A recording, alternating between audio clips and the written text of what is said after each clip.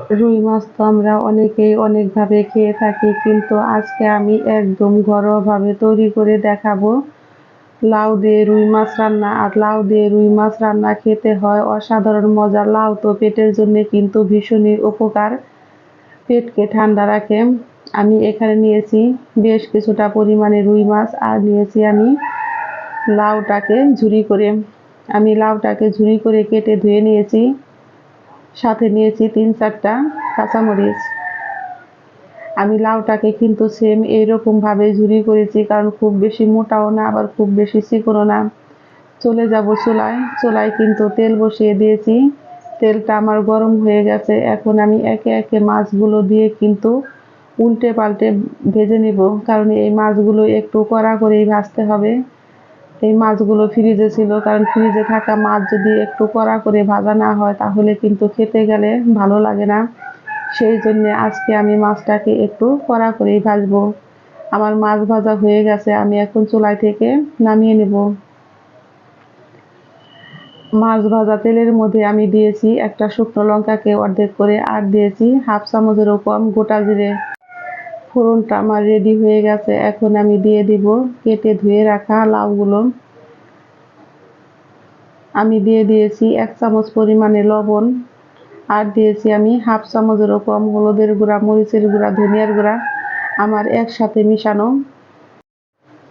আমি কিন্তু আজকে একদম কম তেল মশলা দিয়ে রান্না করব, কারণ কম তেল মশলা দিয়ে রান্না করলে লাউয়ের তরকারি খেতে কিন্তু বেশ মজাই লাগে, আর পেটের জন্যও কিন্তু ভালো।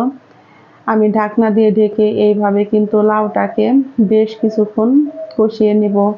আর লাউটা কষাতে কষাতে দেখবেন যে লাউ থেকে কিন্তু জল উঠে এসেছে। এটা কিন্তু বাড়তি জল দেবার কোনো প্রয়োজন হয় না।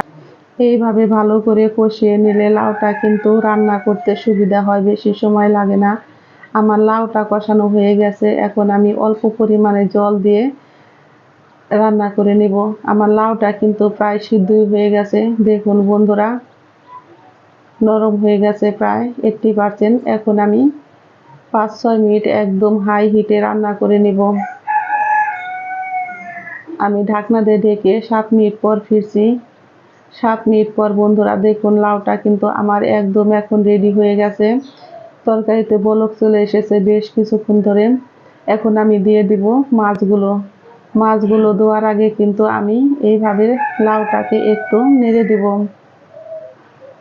যাতে লাউটা পাশ পাশ হয় আর দেখতেও সুন্দর দেখা যায়। এখন মাছগুলো দিয়ে কিন্তু আমি রান্না করে নিব। আমার এই রান্নার রেসিপি যদি ভালো লেগে থাকে বন্ধুরা, তাহলে একটা লাইক করবেন, কমেন্ট করবেন, এবং যারা আমার নতুন বন্ধু আছেন তারা আমাকে একটা সাবস্ক্রাইব করতে ভুলবেন না। আমার নতুন এবং পুরাতন সকল বন্ধুদের জানাই আমি অসংখ্য অসংখ্য ধন্যবাদ। এই লাউয়ের তরকারি খেতে কিন্তু হয়েছে ভীষণই মজা। যারা লাউয়ের তরকারি খান না তারা একবার হলেও খেয়ে দেখবেন। আমি এখন এর মধ্যে দিয়ে দিয়েছি 1 চা চামচ পরিমাণে জিরার গুঁড়ো। লাউ দিয়ে রুই মাছ রান্না খেতে হয় অসাধারণ মজার। আমরা তো রুই মাছ আলু দিয়ে খাই, বেগুন দিয়ে খাই, কিন্তু একদিন হলো লাউ দিয়ে খেয়ে দেখবেন। একদিন খেলে কিন্তু আপনারা বারবার রান্না করতে চাইবেন, এতটাই মজার হয়। আর কার কার লাউ দিয়ে রুই মাছ পছন্দ অবশ্যই বন্ধুরা আমাকে কমেন্ট বক্সে জানাবেন। এখন আমি দিয়ে দিয়েছি হাফ চামচ পরিমাণে চিনি।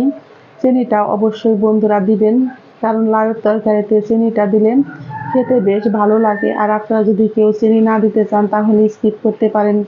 তৈরি হয়ে গেল আমার লাউ দিয়ে রুই মাছ রান্নার রেসিপি।